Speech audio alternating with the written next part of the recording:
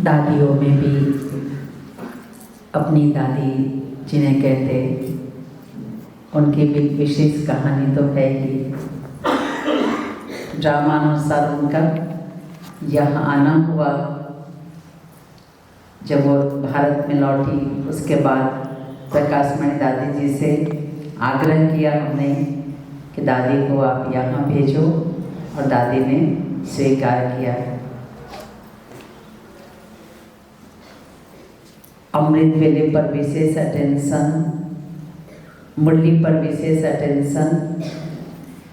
मुरली को अलग से भी पढ़ना है, लेकिन क्लास में भी जरूर जाना है। संगठन की क्लास पर दादी जी का बहुत ध्यान रहता था।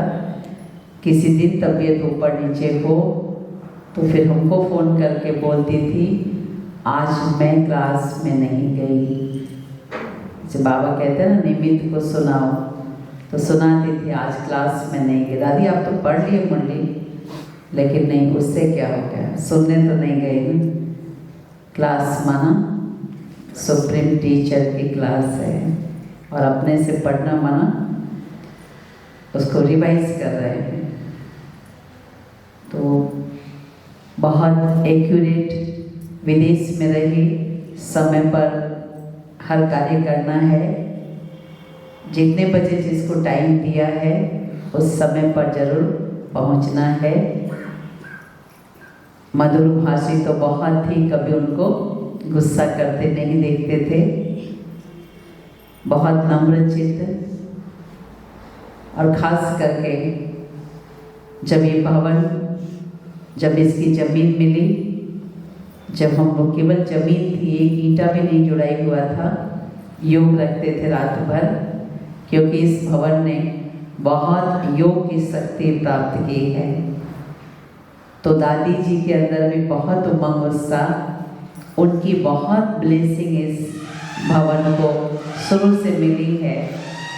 जो उस एज में भी अमृत वेले पहुंच जाती थी, सबका उमंग उत्साह बढ़ाने के लिए और इसके निर्माण कार्य को सहज संपन्न करने के लिए। ये कहें कि हमने तो कभी जिंदगी में सोचा ही नहीं कि मकान बनाना है। कईयों को शौक होता है, आवश्यकता होती है, लेकिन मेरे को तो लगता था चलो भाड़े का मकान अगर सही मिल जाए तो निश्चिंत है, क्यों ज़्यादा ये सब झमेले में जाए। लेकिन दादी जी की ही संकल्प था कि जमीन देखो और जमीन मिले तो मकान सहज बनेगा। फिर ये जमीन लेने में इतना लंबा समय लगा, लेकिन जो भी लगा उन सभी बड़ों की ब्लेसिंग, दादी प्रकाशमणि जी का भी जमशेदपुर के प्रति बहुत था, और दादी जी का भी बहुत था। तो सभी की ब्लेसिंग और बड़ी दीदी का भी बहुत। तो इन सभी ब्लेसिंग से ये हुआ। लेकिन बस ये रह गया कि दादी जी इसमें आकर रहती। लेकिन अभी भी लगता है दादी जी हम सभी के बीच प्रेजेंट है इस भवन में, क्योंकि दादियों के बिना हर कार्य अधूरा है। अव्यक्त रूप से वो पूरे यज्ञ की पालना सभी कर रहे हैं विशेष। तो आज जो बाबा ने कहा है आत्मिक स्थिति के अभ्यास के लिए और रहम की भावना खुद के लिए और दूसरों के लिए भी। 3 सर्टिफिकेट की बात बाबा ने कही, वो लेने के लिए भी ये रहम की भावना अपने अंदर जगाना बहुत जरूरी है। अपने में चेक करें कि हम जो भी पुरुषार्थ कर रहे हैं अपने ऊपर रहम आता है। दूसरे को दुखी अशांत देखते हैं तो रहम आता है उस पर, लेकिन अपने ऊपर रहम आता है कि मेरा भाग्य बनाना मेरे हाथ में है। बाबा सिर्फ सहयोग देंगे, लेकिन करना मुझको है। और मैंने अगर अलविदापन में समय बिताया तो कितनी सजाओं की मैं आत्मा हकदार बनूंगी। तो मुरली में बहुत सारी बातों पर बाबा ने प्रकाश डाला है, लेकिन जो अशरीरी बनने का अभ्यास कराया है, उस अभ्यास को पक्का करने के लिए अमृत वेले से लेकर अमृत वेले कॉपी पेन लेके बैठे, रात को ही सामने कॉपी पेन रखे, अमृत वेले लेकर बैठे और योजना बनाए बाबा को याद करके कि मुझे आज इस अभ्यास को किस किस तरीके से करना है, किस सामान के साथ करना है, किस पर इसका एक्सपेरिमेंट करना है। अभ्यास के लिए योजना बनाएं, क्योंकि योजना में थोड़ी अलग थोड़ा विशेष कुछ होगी योजना, तो ध्यान जाएगा कि कुछ करना है। और नहीं तो रोज हम सभी मुरली सुनते हैं और मैं आत्मा हूँ, मैं आत्मा हूँ, अपने को आत्मा समझो, ये रोज सुनते हैं। लेकिन हकीकत है कि बहुत कम बच्चे इस बात पर पुरुषार्थ करते हैं। ये मूल पुरुषार्थ है जिससे ही हम आगे बाबा से शक्ति प्राप्त कर सकते हैं। बिना इस पुरुषार्थ के बाबा से शक्ति नहीं मिलती है, शांति मिल जाती है, खुशी मिल जाती है, लेकिन वो चीजें भी अस्थायी नहीं रह पाती है। कई तरह से आत्मिक अभ्यास किया जा सकता है, लेकिन आज केवल 3 बातें, उसमें से आप जिस बात पर भी अभ्यास करें। पहला, कैंडल जलाकर, दीपक या मोमबत्ती जलाकर सामने रखकर, क्योंकि अभी ठंडी का मौसम है तो पंखा तो चलेगा नहीं जो दीपक की लौ हिले या बुझे। बाबा ऐसे ऐसे अभ्यास भी कराते थे, चाहे संगठन में एक मोमबत्ती जले या अलग अलग सभी के लिए जले। और बाबा कहते थे, देखो अटेंशन से योग में बैठना, थोड़ी भी बुद्धि अगर इधर उधर जाएगी जिसकी, तो उसके सामने जो दीपक रखा है उसकी लौ हिलेगी। इतना ध्यान रख करके कि अगर हम आत्मिक स्थिति का अभ्यास करते हैं, वृत्ति हमारी बहुत पावरफुल बन गई है, तो दीपक की लौ भी मेरी दृष्टि से क्या होगी? अस्थिर होगी। तो ये एक्सपेरिमेंट करके देखें, केवल आज नहीं, 1 सप्ताह तक भी करके देखें क्या अनुभव होता है, क्या चिंतन चलता है। आत्मा को प्रकाश स्वरूप कहा गया है और प्रकाश अग्नि का ही रूप है, अग्नि का ही गुण लिए हुए है। और 5 तत्व में अग्नि तत्व ही ऐसा तत्व है जो हमेशा प्योर रहता है। अग्नि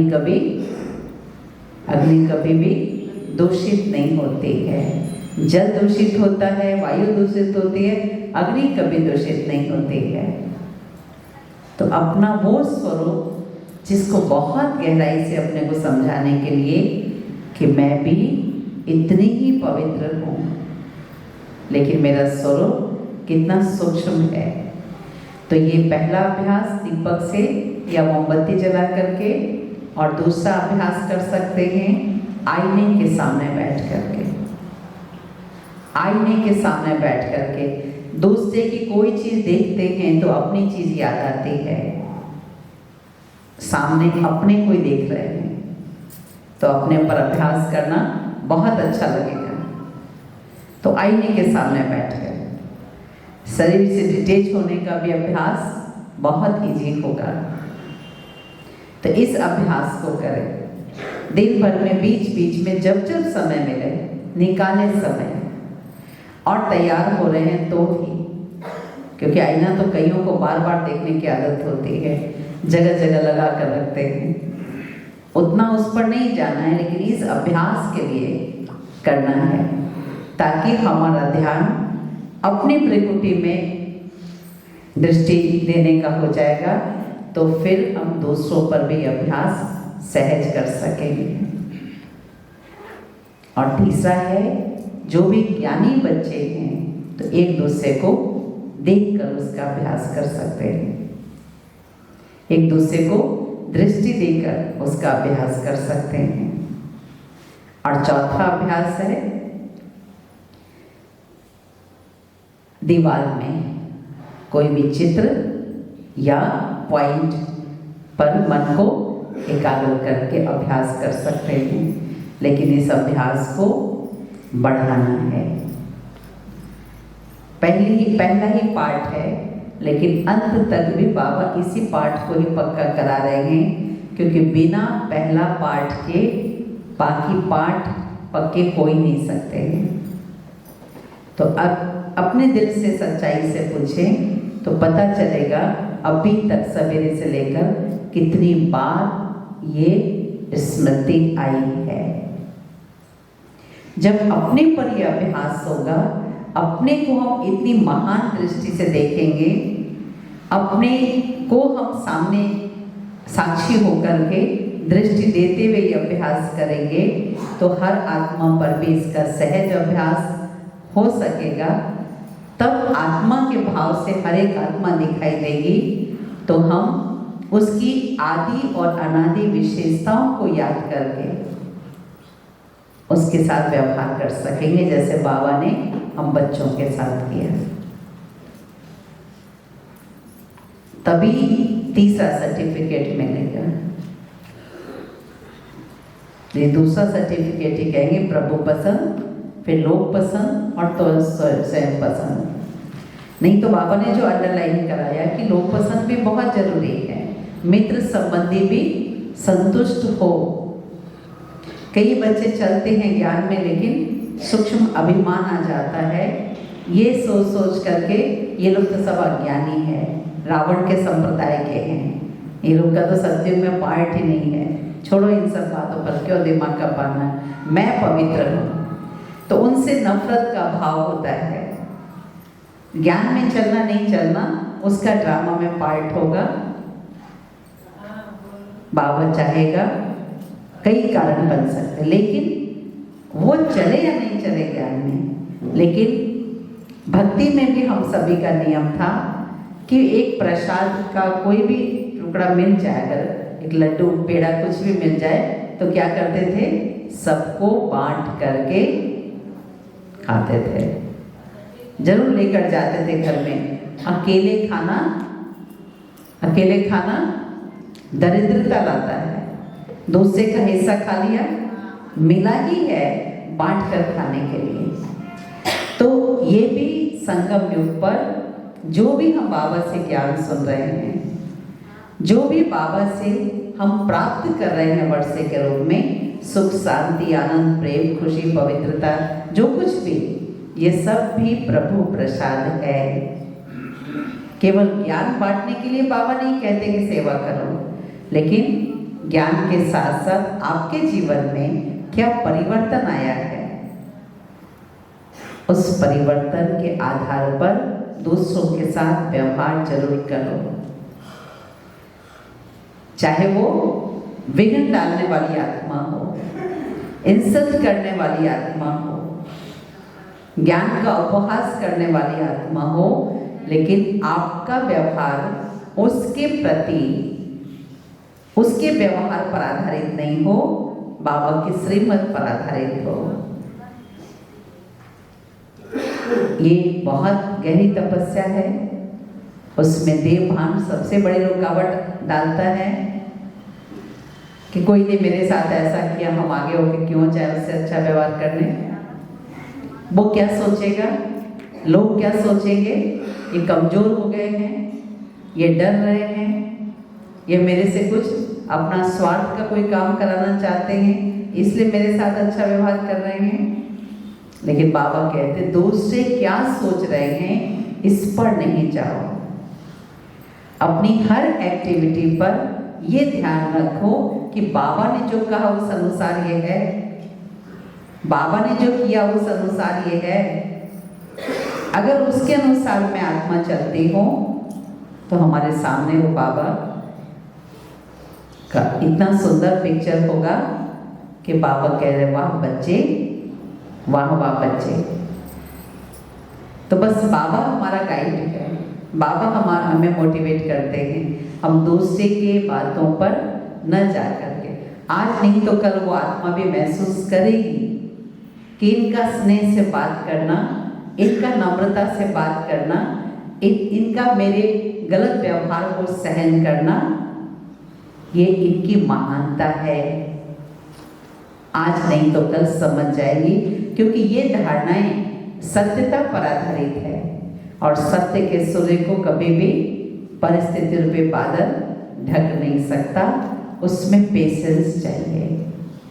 हम देवता बनने वाले हैं तो हमारा फर्ज है बाबा से जो प्राप्त किया है वो दूसरों को बांटे। उनका अधिकार है, उनका अधिकार है, चाहे लौकिक परिवार हो, व्यवसायिक क्षेत्र हो, समाज के लोग हो, लेकिन सभी को वो मिलना चाहिए। इसलिए बाबा कहते चलते फिरते शुभ भावना शुभकामना हर एक को दो, और जितना देंगे वो लौट कर हमारे पास आएंगे। और वो लौट कर जब हमारे पास आते हैं तो हमारे चारों तरफ इतना लाइट का वातावरण होता है, लाइट का चक्र बन जाता है, जो दूसरे के द्वारा नुकसान के संकल्प भी हमको टच नहीं कर सकते, टच नहीं कर सकते। और पता चलेगा कि हम कैसे सहज रूप से उन्नति को प्राप्त कर रहे हैं, अवस्था कितनी अच्छी बनती जा रही है। बिना मेहनत के भी, मेहनत नहीं लगेगी अपनी स्थिति को एक रस बनाने में, मेहनत नहीं लगेगी, ऑटोमेटिक बनेगी, क्योंकि दुआओं की शक्ति का बहुत चमत्कार है। इसलिए जो हम सभी ने रक्षाबंधन पर भी सुना था कि हमें सभी को धन्यवाद देना है दिल से।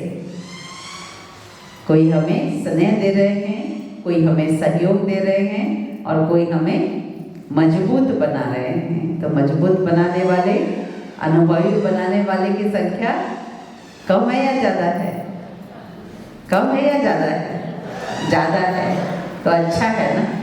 धन्यवाद देने की आदत पड़ जाएगी, धन्यवाद देने की आदत पड़ जाएगी। संगम युग है ही महिमा गाने और महिमा में टिकने का युग। बस इससे सारे काम बन जाएंगे। भक्ति में द्वापर से भगवान की खूब महिमा गाए, और भगवान आकर हम बच्चों की खूब महिमा गा गा के हमारे सारे अवगुण मिटा रहे हैं। तो हमारे को भी तो लेसन मिल रहा है ना, कि हम भी दूसरों की महिमा गाएं, तो उसके भी कमियां अपने आप मिटती जाएगी। तो बहुत सारी गहराई है मुरली में। और ये भी सोचे, आज की मुरली मैंने कितनी बार पढ़ी है। पहला काम क्या है? पॉइंट को याद रखना, जिस पर हमको पुरुषार्थ करना है।